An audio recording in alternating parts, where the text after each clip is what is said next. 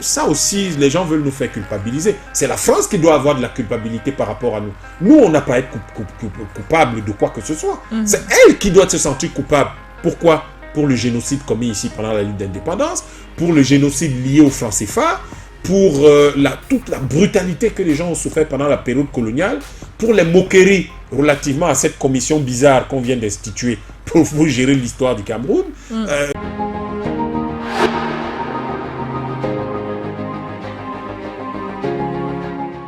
Etc. C'est elle qui doit se sentir coupable parce que nous avons libéré la France, nous sommes partis, nos soldats sont partis d'ici le 27 août 42, ils sont allés libérer Paris avec celui à qui, le seul général français, le seul soldat français à qui on a donné le titre de maréchal de France après la Deuxième Guerre mondiale, à la fin de la Deuxième Guerre mondiale. Mais pourquoi? Parce que c'est lui qui a libéré la capitale. Leclerc, il est parti d'où? De Douala au Cameroun. La France libre les nés où? À Douala. Quand vous allez là, à la chambre de commerce, vous le voyez encore inscrit.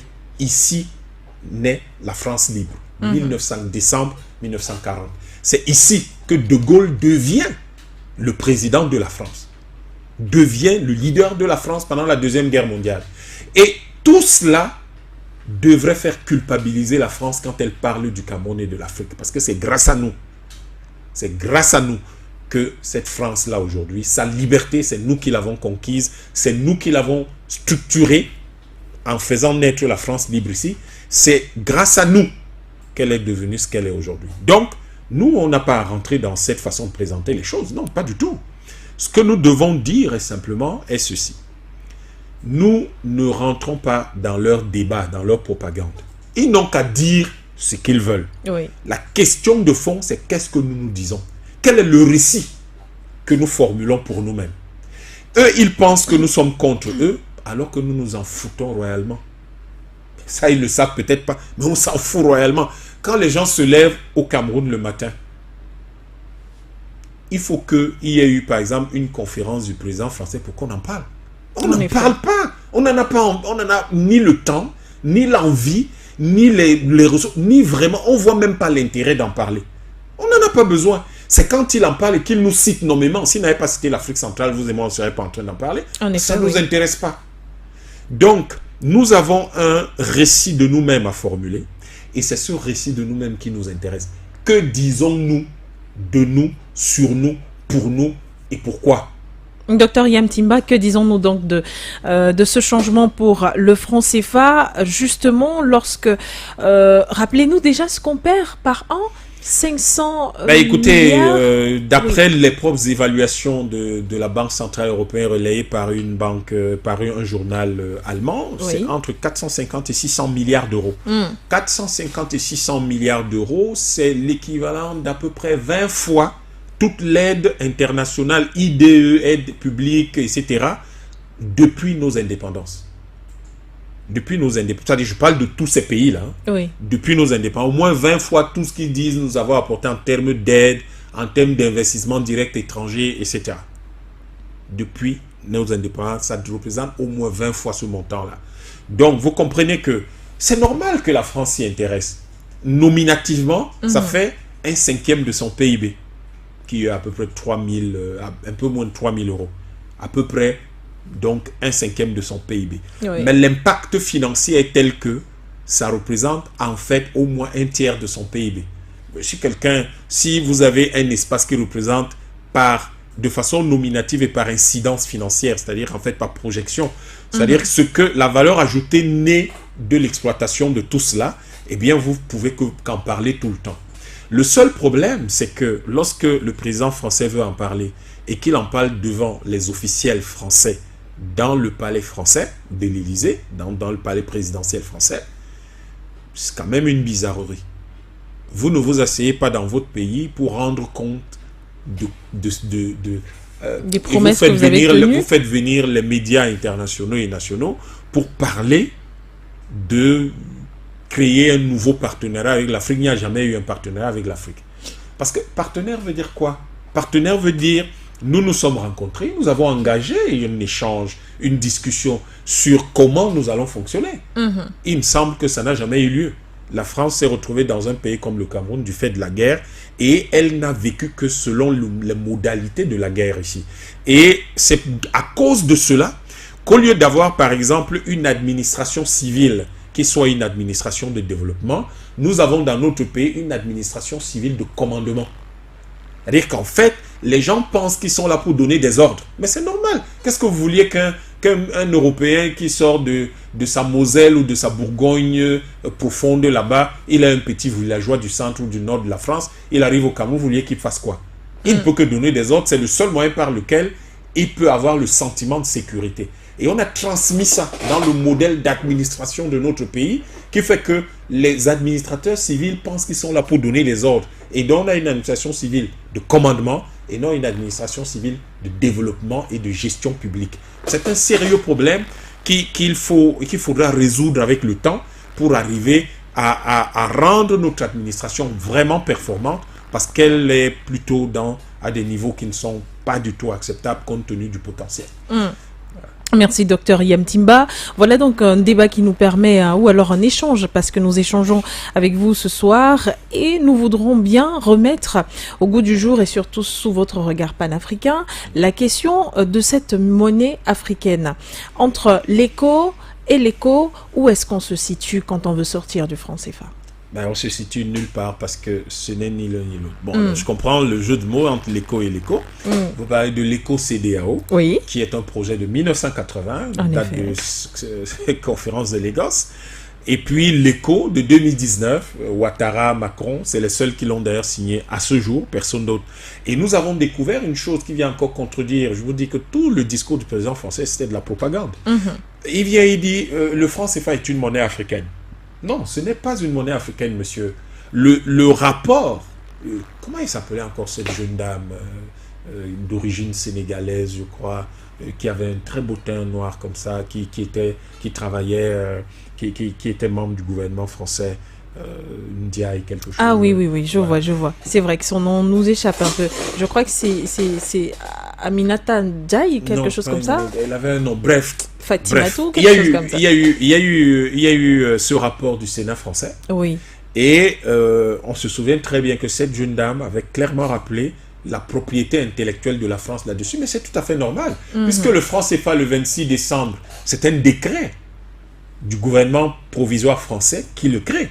Et il est signé par 3 personnes. De Gaulle, Soustelle, Pleven. Donc le chef du gouvernement provisoire, le ministre des Finances et le ministre des Colonies. Donc comment vous allez dire une affaire que vous avez signée entre Français et vous déclarez quelque temps plus tard que c'est une monnaie africaine? Bon, je ne comprends pas très bien la dynamique de la pensée dans ce genre de phrase, mais je me dis, il y en a qui ont la capacité de transmuter les choses. Et peut-être c'est par transmutation que c'est devenu une monnaie africaine.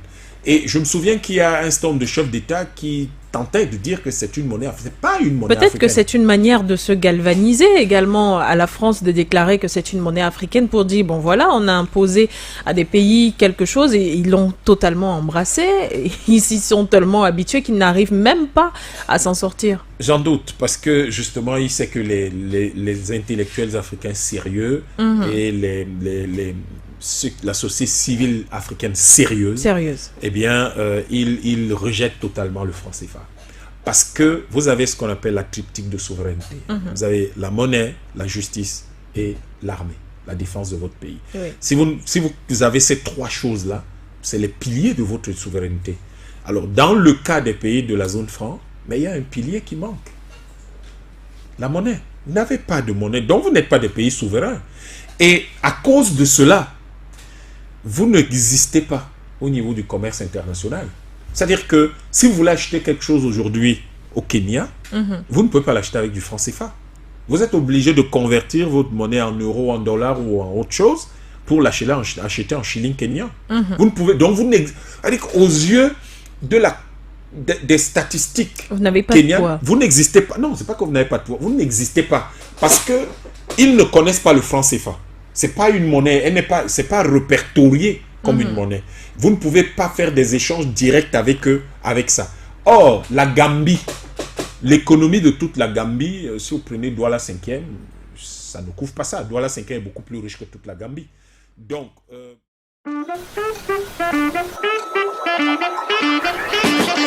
Nous soutenir, c'est contribuer au combat panafricain.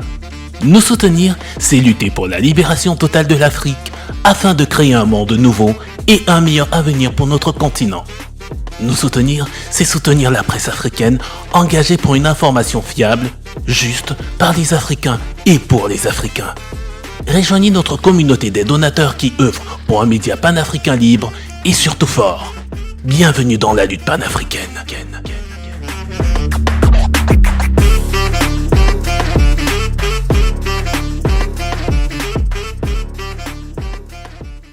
Vous prenez un pays comme ça, lui il existe parce qu'il a sa monnaie et qu'il peut acheter quelque chose directement avec un pays et il peut faire prévaloir sa monnaie. Il y a dans les plateformes de change, ça existe. Mais vous ne pouvez pas utiliser le franc CFA en dehors de votre enclos. Vous ne pouvez même pas utiliser le franc CFA de l'Afrique centrale en Afrique de l'Ouest. Vous ne pouvez pas utiliser le franc CFA aux Comores, alors que c'est la même zone franc. Donc, non, pas du tout. La question n'est pas celle-là. La question est, nous allons construire notre souveraineté. C'est ça le récit dont je vous parlais. Oui. Nous allons construire notre souveraineté et cette souveraineté doit se fonder sur les 3 piliers de la souveraineté que tous les pays dans le monde ont, sur lesquels tous les pays dans le monde reposent. La monnaie, la justice, la défense. Là, nous avons un corps de magistrats, je veux dire, qui est bien structuré, étoffé, ça fonctionne.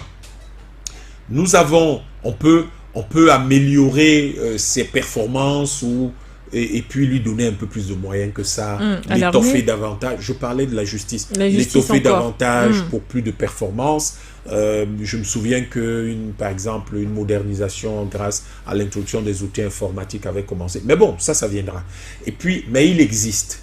Et vous avez une armée. Là, le Cameroun, aujourd'hui, en 2023, peut se prévoir d'avoir une armée.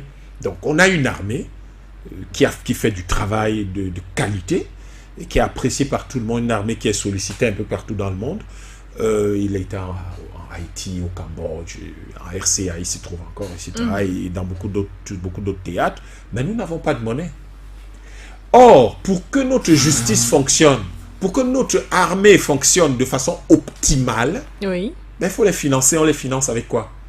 Si le Cameroun dit aujourd'hui que il va doter chaque magistrat camerounais d'un laptop et d'un modem pour accéder à Internet et que tous les tribunaux seront équipés avec du Wi-Fi et qu'on va mettre en place un serveur central qui centralise toutes les affaires du pays et comme il y a un lien étroit entre la justice, les prisons et la police et qu'on va mettre donc des serveurs qui vont permettre de lier tout ça et même de s'assurer que, c'est-à-dire que quand vous entrez dans un commissariat, on peut savoir un certain nombre de choses et nous mettre fin, par exemple, à l'histoire qui consiste. Parce que quand on dit justice, tout ce que les gens voient, c'est on va au tribunal, on condamne les gens. Les magistrats font un travail administratif autre que celui-là. Je prends un exemple, signer les extraits de casier judiciaire. Mais ça prend un temps fou aux magistrats. Or ça, il faut qu'ils fassent des recherches, il faut que vous rentriez vous-même citoyen, là vous êtes né. Or, un système centralisé permettrait que le magistrat de Douala vous signe votre affaire alors que vous êtes né à Kolo-Fata ou à Bembis. Donc, il faut qu'on arrive à tout cela. Il faut financer ça. On va le financer avec quoi? On n'a pas de monnaie. Nous avons besoin, si nous décidons aujourd'hui que notre armée, par exemple, nous avons le chantier naval industriel du Cameroun, il faut que chantier naval industriel du Cameroun, il faut qu'on commence à, toutes nos vedettes rapides, nos patrouilleurs, nos bateaux de guerre, on va commencer à les fabriquer ici. Et on va commencer, si vous savez, vous avez une infrastructure comme le chantier naval industriel du Cameroun, ça veut dire que vous avez la capacité de faire des camions, des chars, des choses comme ça. Donc on va faire nos camions de transport de troupes ici, au moins les chars légers, on va les faire là. Mais on est capable de le faire. Le problème, c'est qu'on va financer ça avec quoi? Comment on va financer ça? Si notre armée a besoin de munitions, mais comment on va financer une usine de fabrication de munitions dans notre pays alors qu'on n'a pas de monnaie? Voilà les problèmes de fond auxquels on est confronté. Je ne dédouane pas le régime en place ou le gouvernement en place, mais je dis que c'est des problèmes objectifs auxquels ces gens-là sont confrontés. Peut-être n'ont-ils pas l'opportunité ou la possibilité, ou je ne sais pas, peut-être ne juste-il pas nécessaire d'expliquer ça au public, mais ça fait partie des problèmes qu'ils doivent gérer. Et le Cameroun n'a pas forcément le droit d'acheter des armes n'importe où, à moins de passer par le troc et de forcer un peu la main de ses fournisseurs. Mais s'il faut les payer contre de l'argent, si la France dit « je ne veux pas racheter ces francs CFA » ou « je ne mets pas à votre disposition des devises », vous ne pouvez pas acheter. Donc c'est des problèmes de fond. Et vous voyez comment vous ne pourrez même pas gérer la sécurité de votre propre pays. Donc nous avons en fait le franc CFA, c'est une question de sécurité nationale. Et c'est pour ça, donc tout ce que le président français a raconté, c'est de la rhétorique, c'est de la propagande. Il faut qu'on gratte un peu pour se rendre compte que ce n'est pas un simple problème. Il dit c'est un problème de stabilité des prix. Non, d'abord, stabilité des prix, c'est un peu dépassé en économie. C'est pas ça l'objectif que poursuivent les économistes. C'est pas l'élément essentiel. La stabilité des prix. Non, c'est pas ça. C'est pas ça. Oui. Vous ne produisez déjà rien. Vous allez stabiliser les prix de quoi? De ce qui est importé. De ce qui est importé. Ah, d'accord. Donc, en fait, vous voyez que à chaque fois, il retombe dans ses propres contradictions, mais qui ont pour objectif un objectif clair pour lui et pour son pays. Maintenir l'Afrique où on utilise le franc CFA sous-développé et surtout en dehors de l'industrialisation. Donc, ce n'est pas ça qui est important pour nous. Donc, tout ce qu'il dit là, Emmanuel Macron a annoncé une inter-industrialisation. Non, on n'a pas besoin de ça. Qu'il commence par réindustrialiser la France. Ce serait déjà quelque chose d'intéressant. Nous, on peut s'occuper de nous. Oui. En fait, c'est qu'il y a un problème avec la France et avec l'Union européenne. Qu'ils s'occupent un peu de chez eux. Vous savez, ces gens, ils ont des millions de personnes qui dorment dans la rue. Mais qui s'occupent de ces gens-là? Personne ne dort dans la rue à Douala. Les gens souffrent, c'est très dur, mais personne ne dort dans la rue. Donc, il faut aujourd'hui qu'ils s'occupent un peu de chez eux. Il faut que les pays qui utilisent le franc CFA s'industrialisent. On sait le faire, on n'a pas besoin d'eux. Qu'ils fassent ce qu'ils ont à faire, mais il nous faut prendre un certain nombre de décisions dures. Abandonner le franc CFA. Dans le cas de l'Afrique centrale, travailler durement à la fusion des 11 États de la CEAC Oui. et réaliser rapidement le projet de monnaie unique de la CEAC, mais qui ne peut avoir d'efficacité ou de réalité que dans le...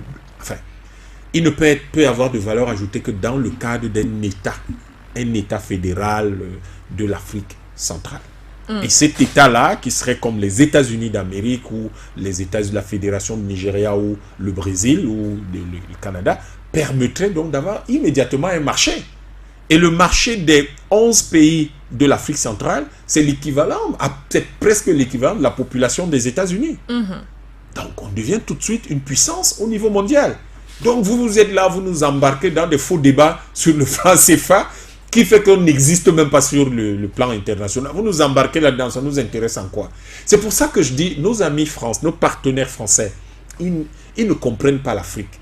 Ils croient comprendre l'Afrique, mais ils ne comprennent rien à l'Afrique. Les gens qui ont l'âge de Macron, et je crois que je suis son aîné de quelques années, Oui. mais quand ils l'écoutent parler, ils se demandent si ce gars-là sort des grottes.